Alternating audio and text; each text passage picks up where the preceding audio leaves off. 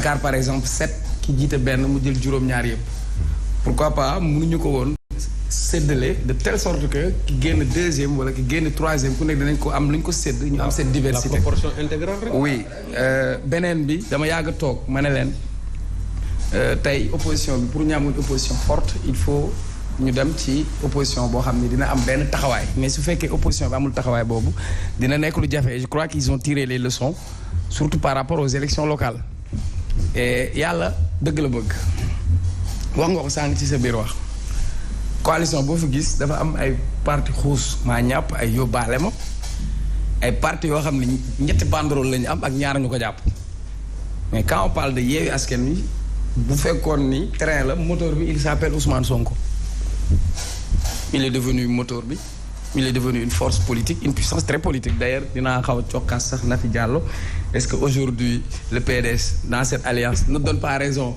à notre fils du PDS Bara Gaye qui s'était allié ak Pastef au niveau de Yeumbeul beneen bi waaw beneen bi il a raison oui mais dama ne est-ce que tey on lui a pas donné raison tey loolu benn xam na ko waaw waaw mën na bañ a d'accord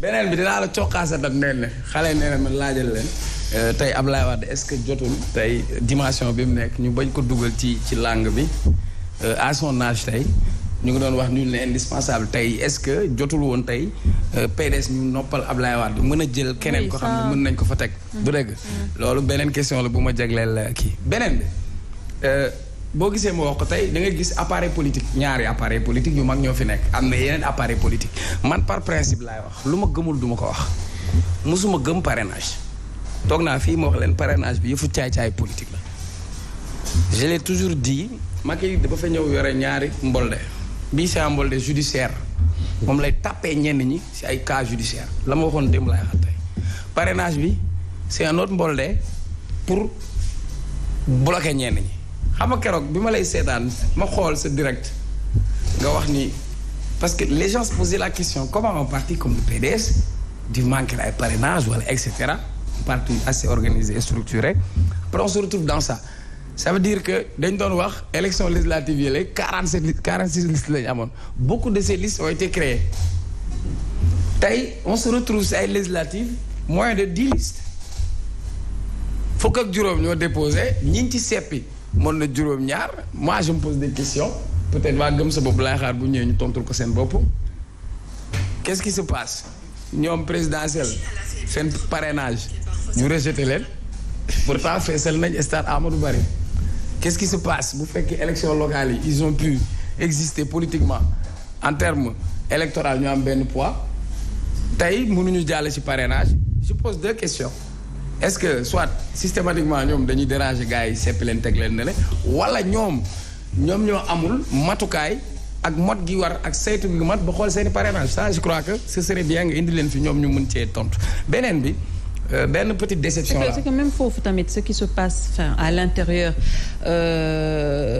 est extrêmement grave aussi parce que ñoom soo leen déggee ñuy wax Demba Gueye l'original quand je l'ai entendu parler que même ci yenn liste ñu déposé yoo xam ne mosuñu fa déposé parrainage ñu indil leen fa non seulement parrainage mais yokkal leen encore benn surplus de parrainage mais suñu demee ba am machine yu mel noonu c'est grave. Oui, mais c'est incroyable. tey démb j'ai écouté Gueye l'original j'ai suivi mu ne ñoom dañ leen attribuer ay parrainage ci dëkk yoo xam ne diaspora yoo xam ne ñoom ils n'ont pas demandé de parrainage donc ce qui fait que man principe bu parrainage bi d'abord laay wax ba pare. yokkal leen ay parrainage naan leen am ngeen chance mu ngi xeeñ neex mais loolu comment le comprendre loolu tamit. oui moo tax nag il faut poser le débat xam nga le vrai débat c'est quoi une démocratie elle doit être inclusive. Rien n'est transparent à la DGE. Rien n'est transparent à la DGE. Mais ça devait être le combat de tout le monde. Rien n'est transparent à la DGE. Ils ne se sont pas battus. Professeur, fii lañ toog ne il faut qu'on règle définitivement le problème des contestations électorales. Mais chaque jour ñu wax ko. Mais ñoom ils laissent. C'est-à-dire que ñoom ils organisent une conférence de presse, ils dénoncent, c'est fini. Personne ne mène le combat. Dama ñu organiser élection yi ñu ñëw taxaw après ñu ñëw taxaw di wax. Après ñu jox Nafi. Ah merci. Alors je disais que moi je parle moi mais merci professeur Sanusi nee na léegi j'ai grandi merci jërëjëf non j'ai appris à grand non jarul xëccoo wax ji moom ku nekk rek c'est un débat d'idées et c'est des échanges. li ma bëggoon wax mooy table bi yëpp. maa gën a. ma ne yaa mag ñi toog fii yëpp continuer. xooluma leen sax waaw donc xaar ma defarwaat sax waaw donc li ma bëgg a wax mooy principe laay wax dans une démocratie war nañ permettre ñëpp bokk. oui. Abdou Diouf dafa mujj woon wax jàkka jaa ngi nii ku bëgg a noddu kaay noddu kon tey waruñu tam ci suñu démocratie ba ñuy mën a exclure ñenn ñi déjà su ñu ñëwee ñu indi caution man tey su ma bëggoon wut liste wala dara il faut ma am xaalis caution aw ma ko. ñu ne ma demal nga wuti ci ay parrainage lim bu bëri boobu ce qui fait que déjà rek pour man c'est déjà antidémocratique parce que suñu ay textes yu ñu mës a am dañ ne ki nga xamante ni candidat la boo xam ni individuel la bokkul ci kuréelu parti politique lañ doon laaj parrainage 10 000 fois mais cette fois-ci ñu ne parrainage intégral tey tu peux pas demander à un parti comme le PDS qui a ses militants partout qui est bien structuré bien organisé nga xëy dem di ko laaj ay parrainage nga ne da ngay rationaliser ay parti du yow yaay joxe parti ay récépissé boo amee fulla defal nii nga ne képp ku bokkul élection parti bu bokkul élection boo tegalee 2 élections demoo ci jàpp nañ ni doo parti demal da nga bëgg a rationaliser waxal parti yi seen yelleef lan lañ war a def ak seen i àq mais quand tu prends le parrainage pour man caay-caay politique la ça permet voilà beneen bi bañ leen ko mën ngeen ko bañ mais tey ban système lañ mettre en place aux élections présidentielles conseil constitutionnel xamuloo ci ban cadre ci yan condition la ko organiser cette fois-ci carte d'identité yi sax Omar Faye wax ko amoo papa amoo yaay après la ñu si yokkal critère u temps yi et cetera waaw kii manqué na 2000 kii manqué na 9000 donc finalement ça devient une sélection avant une élection loolu benn la beneen aspect bi tey man damay wax rek te yàlla tax man sama député fii la sama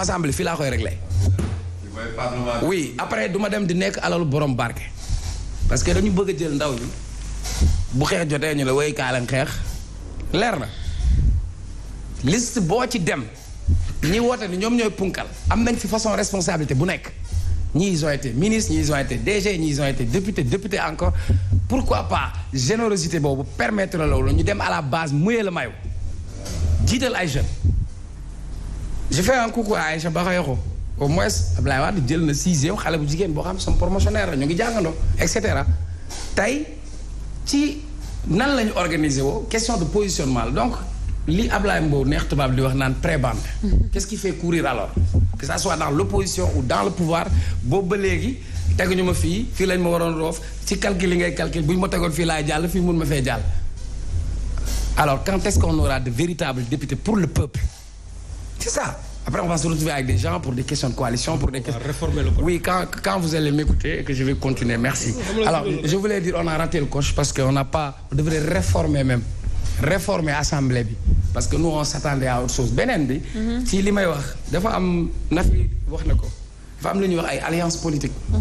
Am alliance électorale. Ñi mën a ànd nañ ànd. Mais pour des élections, d'abord coalition bi mu ñëwee ni mu dessiné woo mbetteel la si ñenn ñi.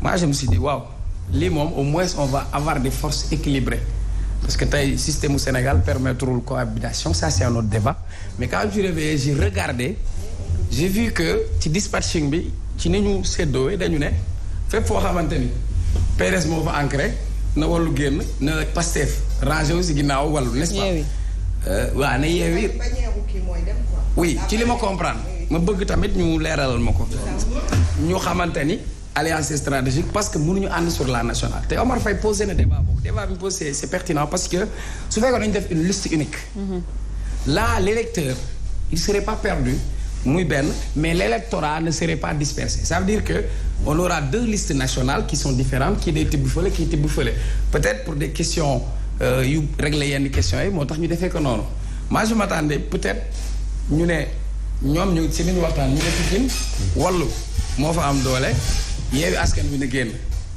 ñu xool nan la ñuy ranger wu mu nekk le vote unique est-ce que y aura est-ce que tey est-ce que suivisme bi dina am parce que au gré des coalitions et des alliances est-ce que celui qui avait voté pour la liste là va voter pour l'autre liste est-ce que c'est automatique ça c'est un beneen bi ma jàpp ni élection bi dafa am ay enjeux yeneen yu ci nekk. élection bi ñuy waxtaan léegi on parlait de ay question de troisième mandat ay question de tel machin. Cette élection aurait servi non seulement de baromètre pour permettre à tout un chacun des acteurs politiques mu xam boppam lii suma maire law bee di wax naan peese nga sa bopp xam nga sa poids ça veut dire ça aurait permis à chacun nga xam beneen ensuite waroon a permettre ñu am une lisibilité permettre aux Sénégalais de faire un choix si Omar Faye trouve qu'il peut être un député de Rufisque il n'a qu'à mettre sa liste permettre aux syndicalistes, permettre aux consuméristes, permettre à tout un chacun de participer. Parce qu'ici, il s'agit d'une élection de représentativité au niveau de l'Assemblée nationale. Mais malheureusement, on va se retrouver demain avec des députés des coalitions. Et pour l'instant, ça n'augure rien de bon. Benen bi, à mon avis, pour Dakar, etc. man damay wax rek te yàlla tax. dama toog guddi ma gis benn liste buy circulé. gis naa ko ci ñu nekk ci. Pastef gis naa ko ci ñu nekk ci donc ça circule sur la toile. Quand j'ai regardé ça taf automatiquement j'ai tiqué ma ne non li mënul nekk parce que dans le processus électoral article yi dafa leer dafa am loi sur la parité d'ailleurs am na bureau municipal yu respecté wul woon parité bi ñu leen yóbbee Cour suprême dañ ko kii office national xawma l'organisation nationale sur la parité et cetera ils ont amené ça. dañoo dindi ñooñu parce qu'ils n'ont pas respecté la parité. mais à Mbacké ça n'a pas été respecté. oui à Kër Massar mairie bi fa nekkoon avant dafa ñëw def bureau municipal respecté wuloon parité waa PDS ñoom mari aaw dem yóbbu si yoon tasaat loolu pour respecter la parité. donc comment des gens peuvent mettre góor jigéen góor alors je me suis dit. gars yi mënuñu cuune politique di seetaan di ko def. kenn gëmu ko. c'est une hypothèse. On fait d'hypothèse parce que man mënuma ci am certitude. voilà ma dégg beneen voix ma xëy dégg ku bokk ci parti. bokk ci ay kuréel joxe avem xalaatam aussi ma dégg ko. li ma dégg mu wax ko mooy le fait que déjà ñu def une alliance am na ñu sacrifié PDS am na lu mu sacrifié. Yewwi am na lu mu sacrifié soo demee Pikine Yewwi dafa am ñu mu sacrifié tey ñoom loolu kontaan nañu parce que jàppoon nañ ni ñoom ñoo war a ne au niveau départemental donc ici la politique c'est des compromis et des concessions qui ont été faites ku nekk am nga loo nangul sa morom maintenant le vrai débat mooy lan moo xew ci biir ku nekk nag mën nga am sa calcul parce que jàpp naa ni ay nit yi nekk bokk benn projet xëccoo place waru leen li ñu waroon xëccoo mooy équipe bi nan lay amee ndam mais si dans une équipe chacun tire la couverture sur soi l'équipe ne va jamais bouger. c'est que l'équipe agrégée d'individus. oui mais xam nga tey donc beneen affaire bi moi dama doon wax ma ne leen tey Yewwi Askan Wi c'est une machine de guerre c'est un poids électoral beaucoup sont devenus maires parce que Yewwi Askan Wi avec la force et l'attractivité d'Ousmane Sonko. alors aujourd'hui Salif l'a dit. ñu bëri dañu daw buruxlu dem dugg ci liste ba. day créer embouteillage. sur une liste nationale boo xam ne c'est moins de 60. d'accord. am na des leaders de parti ils ne sont leaders de parti que de nom. absolument. leaders de parti que de nom. en termes de représentativité c'est de l'opportunisme politique parfois. beneen bi tu verras et foo mën a investir tu auras de la frustration. président xaw ma nu mu def ba vérifier liste ñeneen ñi seen bés yaa ngi génn bis bu ko génnee tamit côté am frustration je veux pas parler du PDS parce que Nafi dafay foog ni damay attaquer wala dara mais wax nañ ko sànq. moi j'ai beaucoup de respect pour un Tafsir Thioye. PDS yàgg naa may parlementaire Ablaye Wade dans sa générosité bi muy jël di duggal Ousmane Ngom assemblée mu nekk jeune Modou Diagne Fada et cetera. parmi les parlementaires yi fi jaar pour man Doudou Wade c'est une bibliothèque parlementaire. oui mais quand tu voyais. c'est évident ça. Tafsir Thioye développer débattre argumenter mettre des chiffres sur la table poser des chiffres sur la table pour man ban profil la ñan la ñu war a yóbbu ci assemblée mais quand je vois Tafsir Thioye rangé tout à fait derrière après. Doudou Wade absent de la liste. Doudou Wade oui je me pose des questions etc.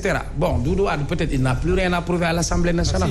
oui mais on a besoin de gens comme Doudou Wade à l'Assemblée nationale c'est important tey jii soo amee question Assemblée nationale sax sa xel Doudou Wade ngay woo automatiquement pour ñu bëri bu ñu xamee Assemblée nationale même ñi nga xam ne ñoo fi nekk tey dañuy nekk ci ay mbir dañu koy woo consulter laaj ko parce que xam na ko.